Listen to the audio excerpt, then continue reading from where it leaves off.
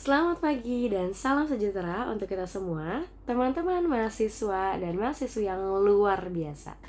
Coba angkat tangan di sini, siapa yang pernah salah paham cuman karena pesan teks yang berisi kata-kata. Contohnya aja, kalau kita lagi chatting sama teman, terus mereka cuman respon atau balas dengan oke dan titik.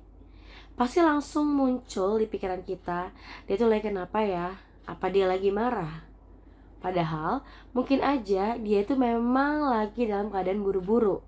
Nah, ternyata fenomena ini tuh menunjukkan suatu hal yang di era digital ini tuh kita sekarang sudah mulai kehilangan kemampuan untuk membaca ekspresi dan juga nada suara.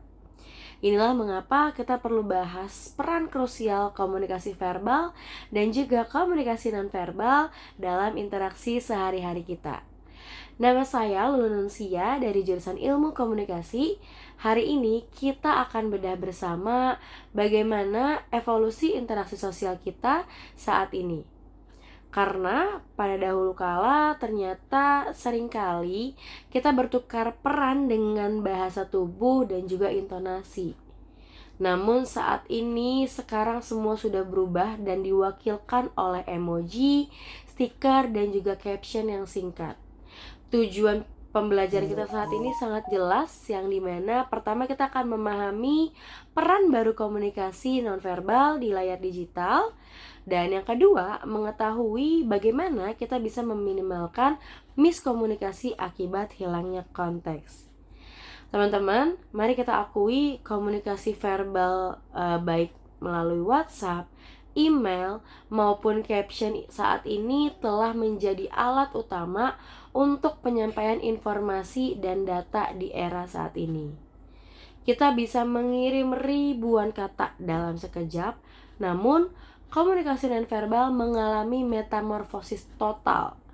Jika dulu nonverbal adalah gerak tubuh atau kinesik, ekspresi wajah, dan juga kontak mata, saat ini nonverbal kita atau yang menggantikan cara kita berkomunikasi ada emoji, stiker, dan juga pilihan font. Dan ternyata emoji ini bukan sekedar hiasan.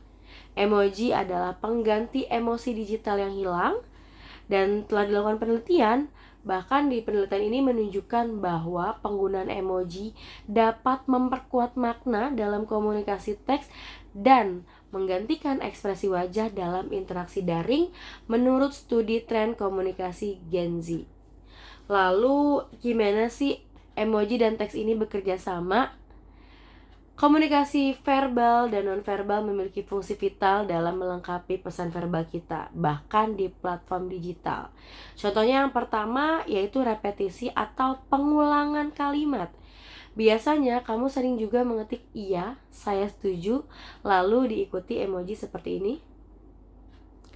Dan emoji itu menegaskan kata-kata kamu. Atau yang kedua, ada komplement, yaitu kalimat melengkapi. Saat kamu mengirimkan pesan serius tentang tugas kuliah kamu, biasanya kamu akan menyertai emoji seperti ini di akhir. Dan ini bisa melengkapi bahwa meskipun pesannya serius, kamu mengerjakannya dengan penuh perjuangan atau sedikit frustasi, serta menambahkan konteks lebih humoris. Lalu yang ketiga, ada kontradiksi atau pertentangan dari kalimat yang kamu sampaikan. Inilah penyebab miskomunikasi terbesar ketika kamu mengetik santai aja tanpa diikuti dengan emoji stiker yang matanya melotot atau emoji yang seperti ini. Nonverbalmu bertentangan dengan audiens cenderung akan lebih mempercayai emosi yang diwakilkan oleh nonverbal tersebut. Jadi, mengapa sih ini penting? Karena di Indonesia, rata-rata orang menghabiskan waktu berjam-jam di layar. Nah, ketika konteks nonverbalnya hilang, miskomunikasi ini semakin melonjak. Jadi, kita sering sekali overthinking atau salah menafsirkan ton pesan. Solusi sederhananya namun efektif ada beberapa hal dan aku akan share ke teman-teman. Yang pertama, perjelas konteksnya. Jika membahas topik sensitif atau instruksi yang penting, gunakanlah komunikasi voice note berbasis suara, bukan hanya teks. Nah, suara ini bisa membawa intonasi yang jauh lebih jujur daripada teks. Lalu yang kedua, peka terhadap emoji. Jangan takut menggunakan emoji yang sesuai untuk memberikan tone positif, seperti untuk kehangatan atau untuk apresiasi tulus, terutama saat berinteraksi dengan dosen atau atasan. Lalu yang ketiga, gunakan tanda baca dengan bijak. Hindari penggunaan titik yang berlebihan, karena titik pada akhir kalimat di chat seringkali diartikan sebagai tone yang dingin atau marah, padahal niatnya hanya untuk mengakhiri kalimat saja. Nah, sebagai penutup, mari kita tarik garis besarnya. Di era digital ini, kita tidak bisa menghilangkan komunikasi nonverbal. Kita hanya bisa mengubah bentuknya seperti emoji, stiker, dan visual yang menjadi bahasa tubuh baru kita. Pesan verbal adalah apa yang kita sampaikan, apa yang kita katakan. Namun, pesan nonverbal adalah bagaimana kita merasakannya. Jadi keduanya harus berjalan beriringan. Nah, teman-teman sekalian, mari kita menjadi generasi yang lebih cerdas dan sensitif dalam berkomunikasi digital. Mari kita menggunakan emoji bukan hanya sekedar hiasan, tetapi sebagai alat untuk membangun empati dan juga menghindari overthinking.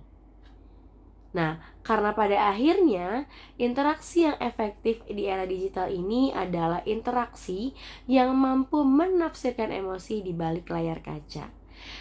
Teman-teman sekalian, terima kasih atas perhatian dan partisipasinya. Semoga informasi yang saya sampaikan hari ini bisa bermanfaat untuk interaksi kita ke depannya, baik di kampus maupun di dunia maya. Selamat pagi semuanya, terima kasih.